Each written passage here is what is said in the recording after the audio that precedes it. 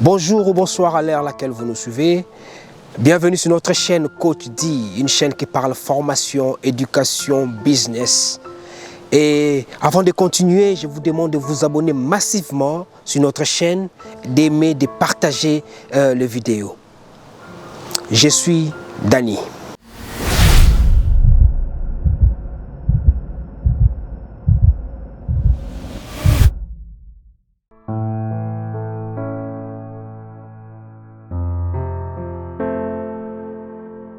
Aujourd'hui, nous allons parler d'un thème qui a bouleversé le monde, un thème qui a rendu le monde silencieux, un thème qui a fait que vous et moi, nous ne puissions pas nous voir pendant de si longs mois. Ce thème, c'est la Covid. Oui, cette maladie qui a perturbé nos habitudes, qui a rendu ce monde fou en quelques mois, a été le centre d'une activité organisée par une fondation Kojoyenga. Cette fondation s'est posée une grande question. Est-ce cette maladie qui est la Covid-19 était-elle créée uniquement pour tuer les Africains? Je ne sais pas répondre à cette question, alors je vous plonge tous dans cette activité pour en savoir plus. À bientôt.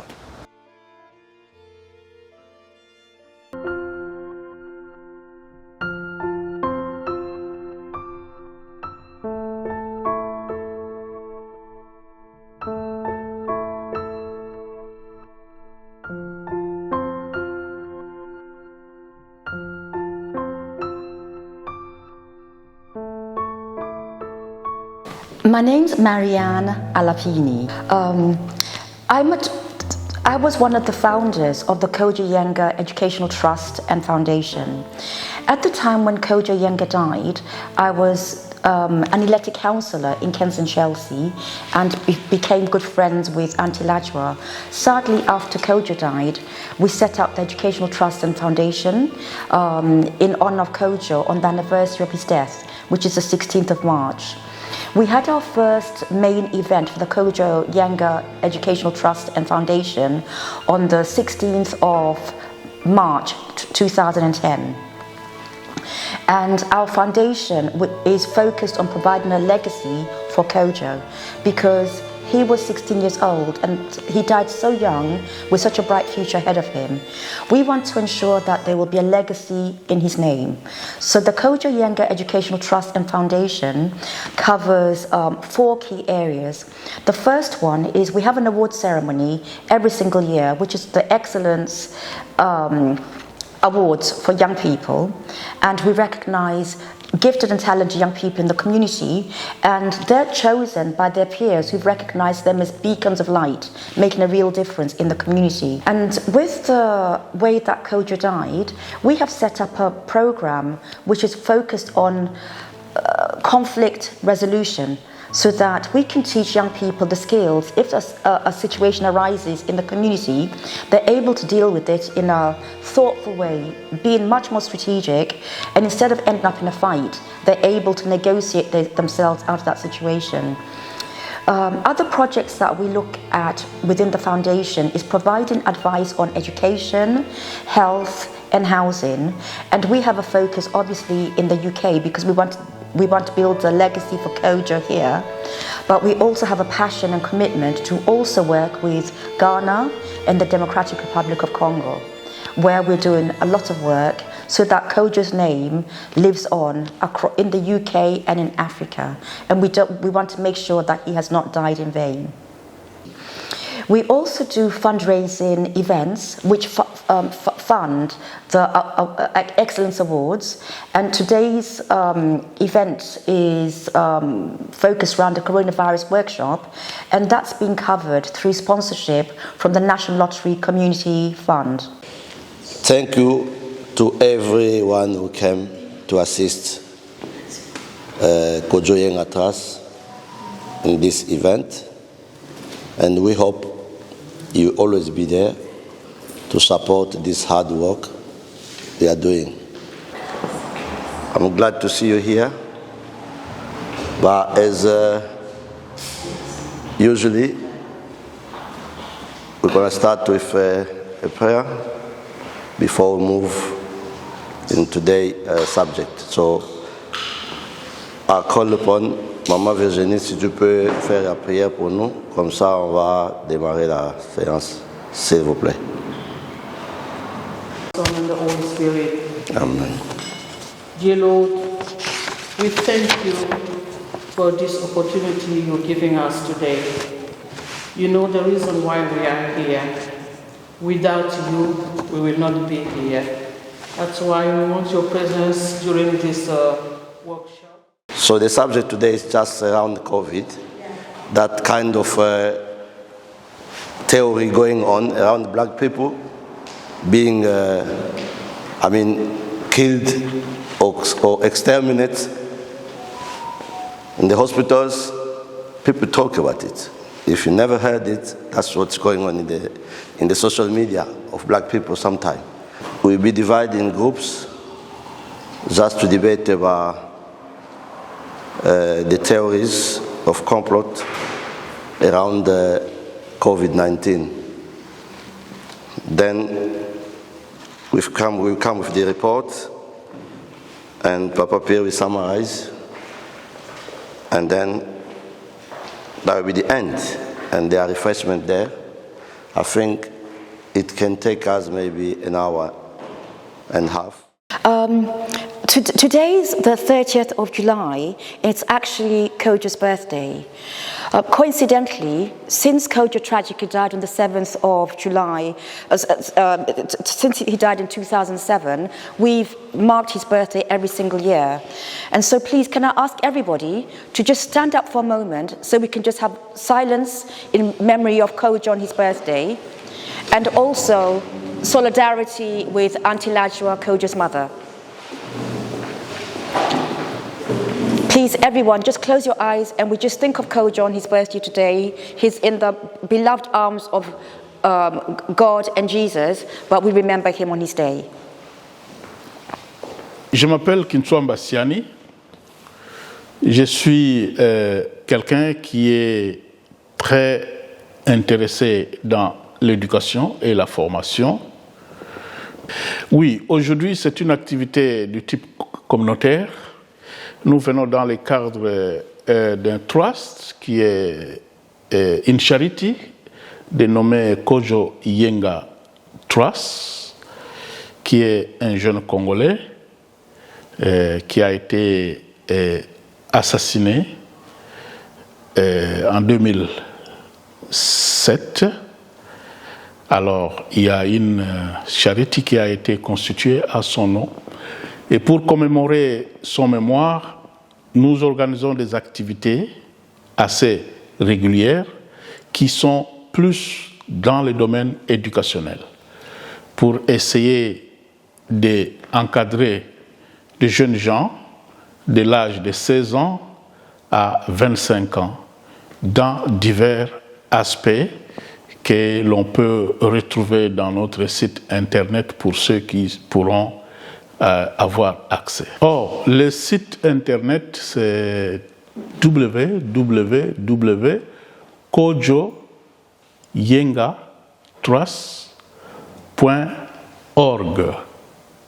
Si vous allez dans les moteurs de recherche, vous tapez Kojo Yenga, vous allez avoir notre site qui va apparaître, et là-dedans, vous trouverez toutes les informations possibles, notamment quel est l'objectif de ces charities, quelles sont les activités qui sont organisées, qui sont les personnes qui animent l'organisation, et quelles sont les activités qui sont en cours.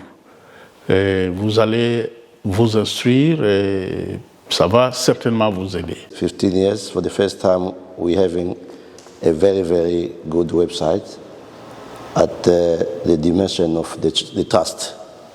So, Papa Pierre.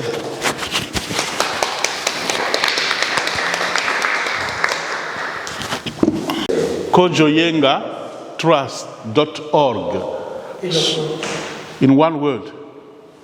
kojoyengatrust.org, in one word. Au-dessus de votre site, du site, À droite de votre mobile phone, il y a des petits points là. Quand vous cliquez sur ce point, ça va vous donner la possibilité de translate. En bas là-bas, ça va dire translate. Quand vous cliquez translate, choisissez la langue que vous préférez lire le site. Et vous aurez le site en français, en lingala même.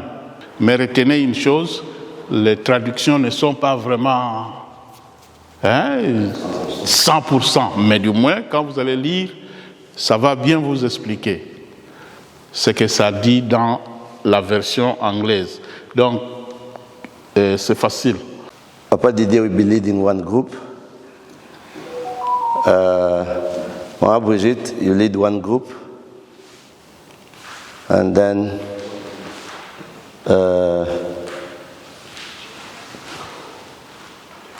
Papa Blaise, you can lead one group.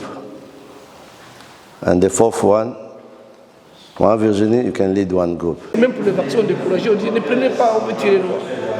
On s'est rendu compte que pour les vaccins sur les blancs, ils sont précipités à prendre ça. Donc ça répétait du coup cette théorie de penser qu'on voulait tuer les noirs. Alors, j'ai voulu discuter avec vous, qu'est-ce que vous en pensez? Est-ce que vous étiez au courant de ça? Qu'est-ce que vous en pensez? Des choses comme ça.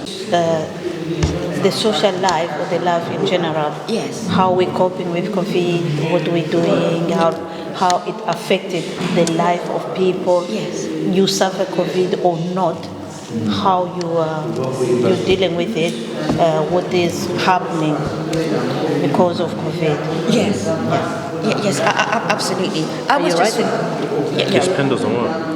Okay, let me borrow. I've got some in my room. Thank you.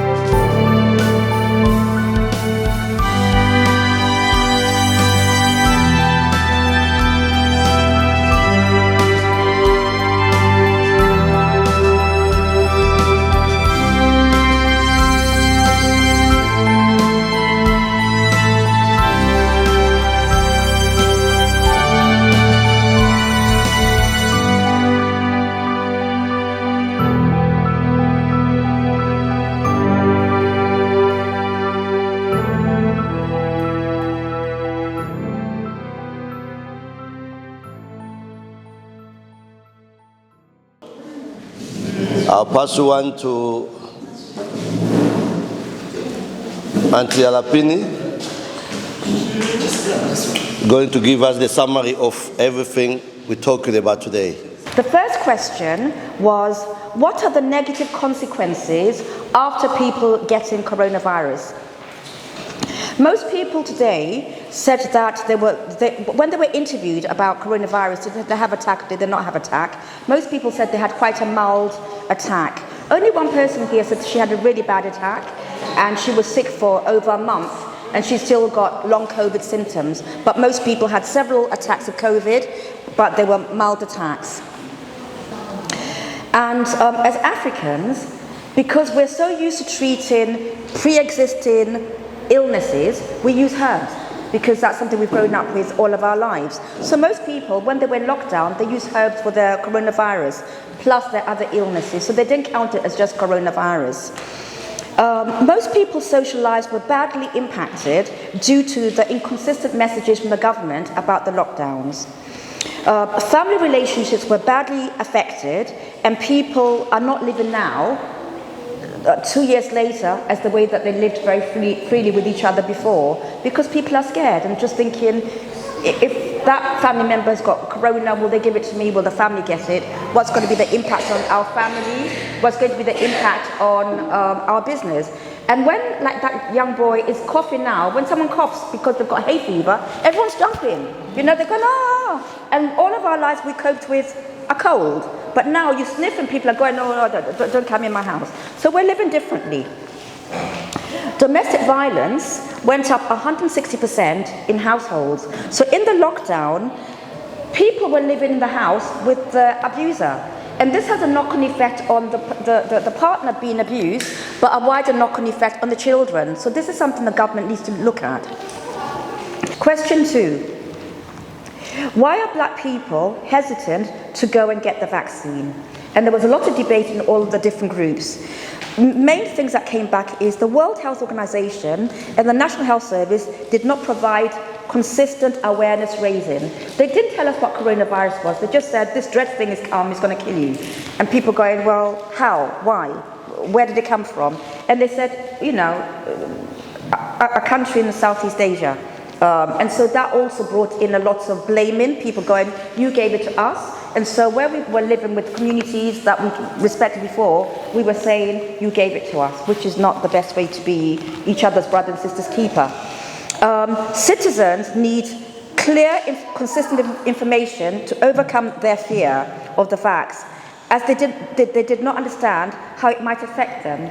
Also, people weren't told about the benefits of the vax in a consistent way. So people were thinking, in the past, people got vaccinations for different things, and the side effects were quite different. People got vaxxed for malaria in Kenya, and then they found out 5 years later that the vax affected their fertility. So people were worried, what will this vax have that we might not know now, but in years to come, a symptom could affect our family's future. Again, as said before, many Africans self-medicated for pre-existing illnesses before coronavirus. So during lockdown, they used herbs as always, and this is our cultural choice in our communities. I always go back, when in doubt, I go back to what my grandma would do in that situation, and I phone her, and she tells me, and I do it, and it might be psychological, but I feel better after my grandma's advice. Question 3. Do you believe coronavirus was planned to kill black people? Most people interviewed did not believe this was the case, and they did not believe that coronavirus was a conspiracy theory against us, to kill us. In fact, on the contrary, we observed that our white neighbors were the ones rushing to get vaccinated. And not only that, they were so proud that they got vaccinated. They were on social media. Look, I got the vax. Here's my certificate. I'm so proud. And then they were using that to put pressure on us to get vaccinated. Mainstream media said that Africa would be decimated with a large number of deaths because across Africa we didn't have the same access to the vax because the West stockpiled the vaccine. And again, God was with us Africans were not dying in massive numbers as projected. And again, we were saying, praise the Lord. Most black people who took the vaccine actually did so because of peer pressure. Others took the vaccine because of their ability to travel, whether it was for a holiday or business. They needed to have the vax to get onto a plane. And other people took the vax as pressure to keep their job, particularly the National Health Service, the armed services, key civil service jobs. You were under pressure to be vaccinated. People didn't want to do it, but the mandate made them take the vaccine. Question 4. What are the recommendations of the government? And we've got lots of really, really good information from this, so thank you. Everybody said they wanted clear and consistent information from the government, where it's in simple English, easy to understand, but it's the same message, whether it's on the radio, the TV, wherever it is, it's the same consistent message. The government should not mandate vaccines for citizens. It should be the decision of everyone to decide for themselves and the family, should they get the vaccination or not. We found that we needed a lot more help to understand the importance of the coronavirus, which everybody in this room understands. But we also felt that people who are not vaccinated should not be rejected. For example, from the work environment, people who were not vaccinated were not allowed to travel. They were not allowed in hospital because the hospital will say, if you're not vaccinated, you can't come in because you'll affect the other people in the hospital. So this meant that people who had a pre-existing illness, whether it was cancer or diabetes or hip replacement that they needed, they're already in lockdown, didn't have the operation that was scheduled before the lockdown. But now, 2 years later, they might have their appointment, by which time the illness that they had before coronavirus was at more advanced stage. So very sadly, a lot of people died from their pre-existing illness, whatever it was. And so death of citizens who've not been vaccinated should not result. The last recommendation is this for our black and minority ethnic community. We want the government to do a targeted campaign for our communities. We want to have examples of black Asian minority ethnic actors, people that we respect. On the camera, whether it's Lenny Henry or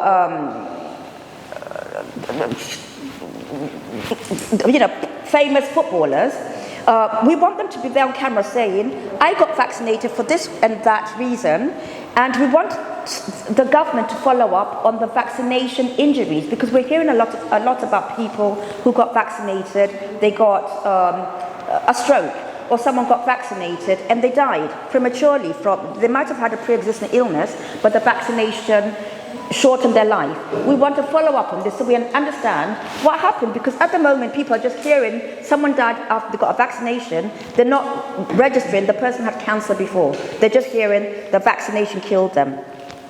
Last point is the government has a £120,000 compensation fund. So if anyone has had the vaccination and they had complications, this is a budget, a very simple application form. You complete it, your doctor writes a letter on your behalf to say, yes, you were healthy before, you might have had diabetes, but you got sick, you got palsy, Bell's palsy, or you got whatever after the vaccination. But it's a simple way of just getting £120,000 for your family to help you if you're disabled for a period of time. You can get the support for your disability. And the government needs to do this in all languages so that our community understands how do we access this money, who do we go for support, and the resistance for coronavirus injection would not be there. Thank you very much for all of you taking part. Really appreciate it. Last point, I will type up the notes and email them so you've got this for the website. You'll have this for Monday morning. Thank you. Thank you, Alapini. Thank you very much. A round of applause. Thank you. Thank you, Alapini. Thank you. So we come to the end of the today workshop. The last thing I would like to talk about is the way. Sorry.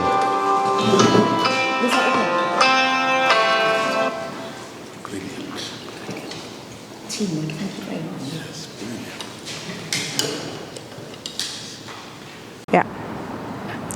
I'm Anu Phillips. I'm one of the trustees for the Kojo Yenga Trust.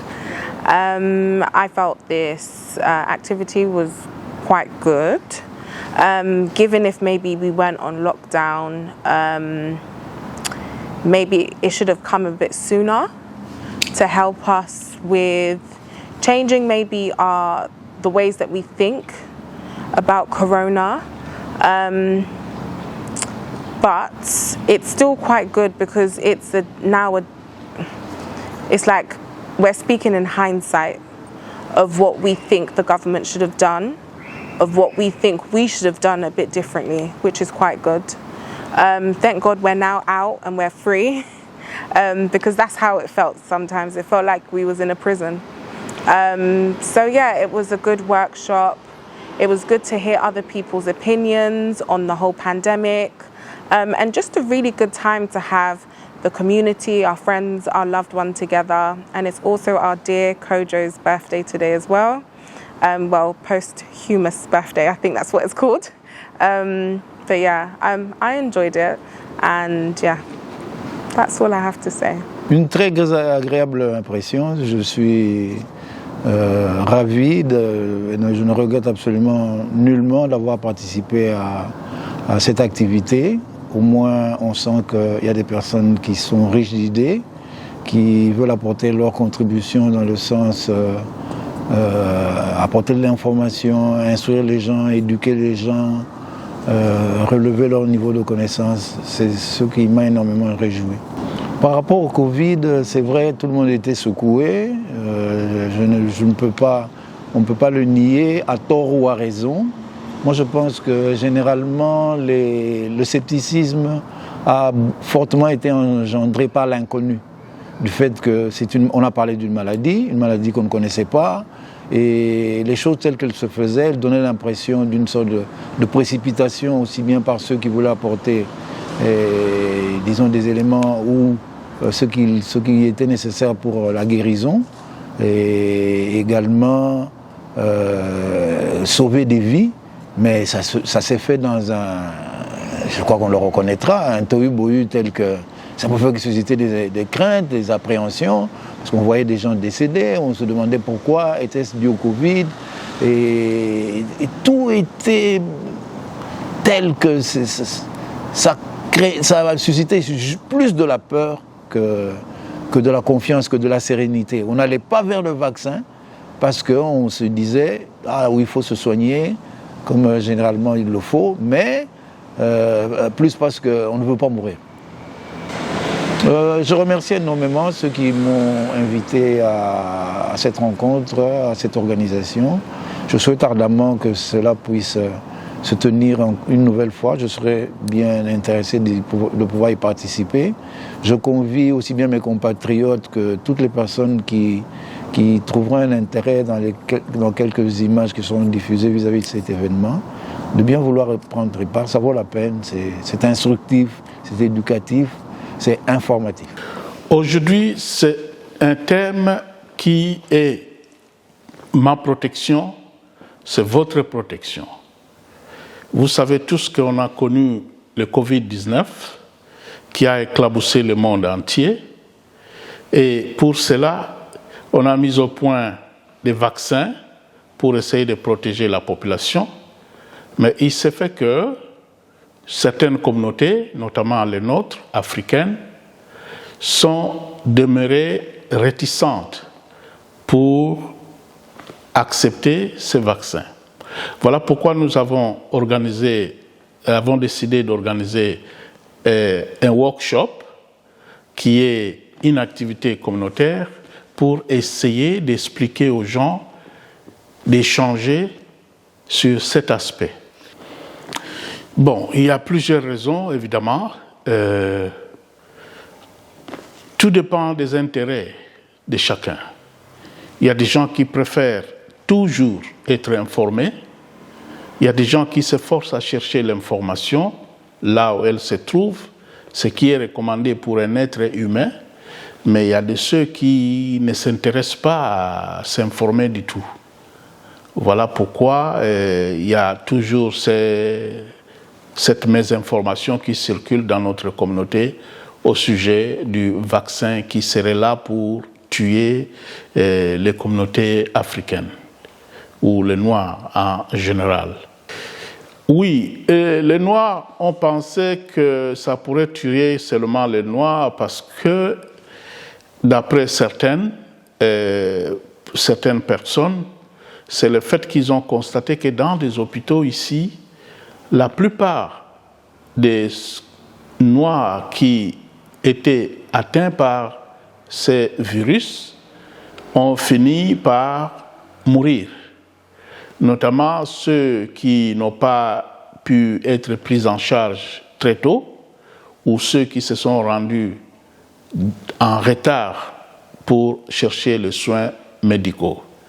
Mais pour ceux qui ont accepté de se faire vacciner, ils vous diront qu'il n'y avait pas possibilité de tuer une race dans des sites de vaccination.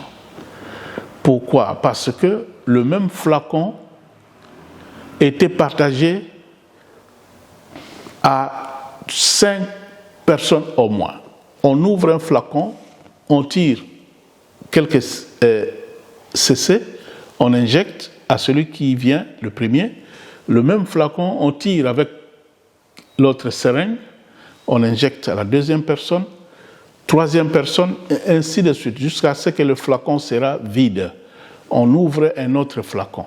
Et vous verrez que nous sommes dans un pays où la majorité, ce sont des Blancs. Vous êtes en ligne, vous allez en tour de rôle. Ce n'est même pas dans une salle enfermée, cachée, non, c'est pratiquement ouvert. Un endroit ouvert où vous arrivez, celui qui est devant vous, on le pique, il passe, vous autres, vous êtes là à côté, vous regardez aussi, vous venez à votre tour, vous vous faites piquer, vous partez. Et cela, ça a sauvé du moins des vies. Pour cette activité que nous organisons, nous visons à sensibiliser davantage tous les nôtres qui ne se sont pas fait vacciner ou qui se sont fait influencer, soit disant qu'ils allaient être tués s'ils se faisaient vacciner, de comprendre que ça, ce n'est pas du tout correct. C'est archi faux. Prenez le temps, cherchez des endroits où les vaccins se font donner, faites-vous vacciner, et cela est pour votre intérêt, pour votre santé. I think a lot of black people are worried and concerned about the vaccine because in the past there have been instances where the government has misinformed people about the consequences of taking vaccinations, and people are worried about that. With coronavirus, because it was a pandemic that was introduced to us for the first time on the 23rd of March 2020, a lot of people had never heard of it before. The vaccination program then started within 9 months, and people felt very worried as they felt the vaccine had not been tested enough. And I think that has put a lot of people off from being vaccinated. However, since then, the National Health Service in the UK has done a lot of awareness raising. We, in Kent and Chelsea, I'm a health champion, so we have been encouraging a lot of people to go and see their doctor, speak to them, find out a little bit more about the vaccination, and then make a more informed choice for themselves and their family. I have also been volunteering at the different health surgeries as a coronavirus steward, because a lot of people come to get their vaccination and they're very worried. So we're their stewards to support them, answer any questions, and importantly, after they've had the vaccination, we provide them with a cup of tea, observe them for 20 minutes, 25 minutes, make sure they're fine and safe before they go home.